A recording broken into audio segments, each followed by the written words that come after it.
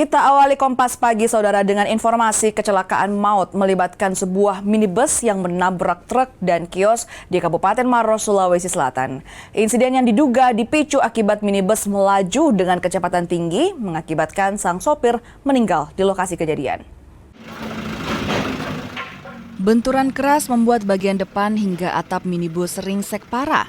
Peristiwa ini terjadi di Jalan Poros Maros Pangkep, tepatnya di Kecamatan Lau, Kabupaten Maros. Sopir minibus sempat terjepit sebelum akhirnya dievakuasi oleh petugas damkar dan kepolisian.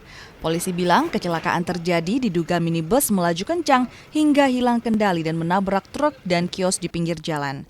Akibat kecelakaan tersebut, sopir minibus Muhammad Ayum berusia 27 tahun meninggal di tempat.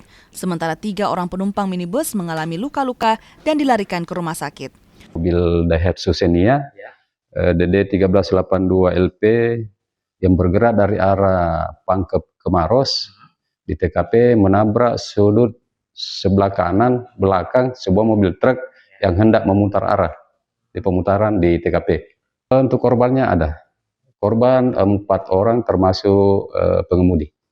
Ada yang meninggal ya? Meninggal 1 orang, yaitu pengemudi mobil Xenia.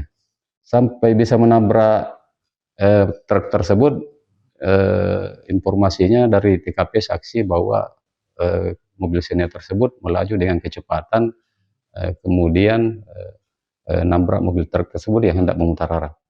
2 kendaraan yang terlibat kecelakaan telah diamankan ke posko unit Gakum Satlantas Polres Maros. Polisi masih melakukan penyelidikan untuk memastikan penyebab kecelakaan. Asis Hamid, Kompas TV Maros, Sulawesi Selatan.